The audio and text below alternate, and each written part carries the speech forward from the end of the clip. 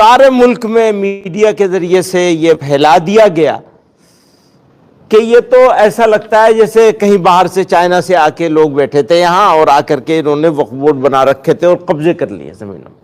السلام علیکم ورحمۃ اللہ وبرکاتہ. محترم ناظرین, کیسے ہیں؟ امید کرتا ہوں آپ لوگ خیریت سے ہوں گے. اللہ پاک آپ لوگ کو خوش رکھے, آباد رکھے.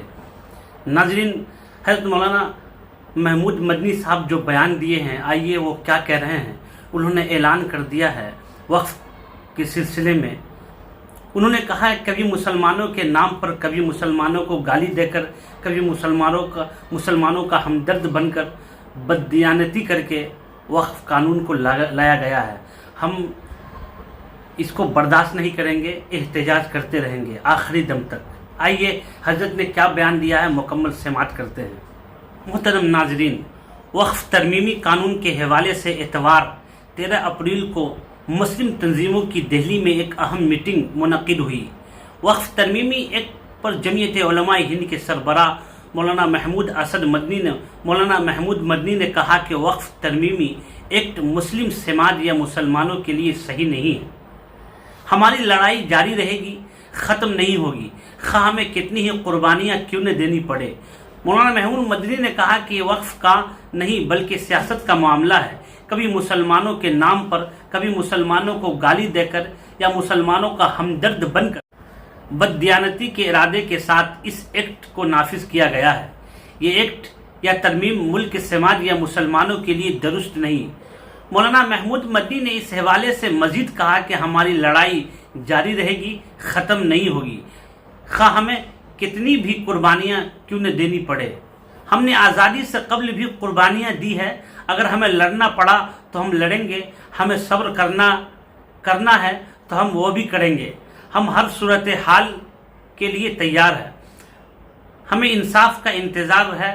ساتھ ہی انہوں نے پرامن احتجاج کی اپیل کرتے ہوئے کہا کہ اس قانون کے خلاف ہر جگہ پرامن احتجاج ہونے چاہیے. واضح ہو کہ اس سے قبل مولانا محمود مدنی نے جمعہ 11 اپریل کو جاری کردہ ایک بیان میں کہا کہ وقف ترمیمی ایکٹ کے خلاف سپریم کورٹ میں مفاد عامہ کی عرضی PIL داخل کی گئی ہے, جس میں قانون کو چیلنج کیا گیا ہے. عرضی میں جمعیت علماء ہند نے اپنا موقف رکھتے ہوئے کہا کہ اس قانون میں ایک نہیں بلکہ کئی آرٹیکل کی خلاف ورزی کی گئی ہے. خاص طور سے آرٹیکل 14, 15, 21, 25, 26, 29 اور 301 کے تحت دیے گئے بنیادی حقوق کی خلاف ورزی کی گئی ہے, جو مسلمانوں کے مذہبی و ثقافتی حقوق اور شناخت کے لیے ایک سنگین جرم اور خطرہ ہے. مولانا محمود مدنی نے کہا کہ یہ قانون نہ صرف غیر آئینی ہے بلکہ اکثریتی ذہنیت کی پیداوار ہے, جس کا مقصد مسلمانوں کے صدیوں قدیم مذہبی فلاحی ڈھانچے کو تباہ کرنا ہے. انہوں نے کہا کہ یہ قانون اصلاحی اقدام کے نام پر امتیازی سلوک کا علمبردار ہے اور ملک کے سیکولر تشخص کے لیے خطرہ ہے.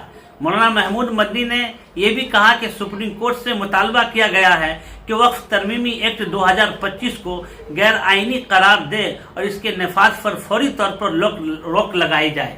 تو ناظرین, حضرت مولانا محمود مدنی کا بیان آپ نے سماعت فرمایا. حضرت نے جو کہا ہے وہ آپ کے سامنے میں نے رکھا اور جگہ جگہ احتجاج ہو رہے, پروگرام ہو رہے. تو آپ حضرت مولانا محمود مدنی کی اس بیان پہ کیا کہیں گے؟ انہوں نے کہا اس سے پہلے بھی ہم نے قربانیاں دی ہے. ہمارے آبا و اجداد اس دیش کو آزاد کرنے کے لیے گردنیں کٹائی اور شہید ہوئے ہیں.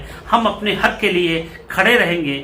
صبر کرنے کی ضرورت پڑی تو صبر کریں گے, اور جب لڑنے کی بات آئے گی تو لڑیں گے. تو ناظرین, آپ ضرور کامنٹ کریں اور بتائیں حضرت مولانا محمود مدنی صاحب کا یہ بیان پہ آپ کی کیا رائے ہے. ضرور اپنی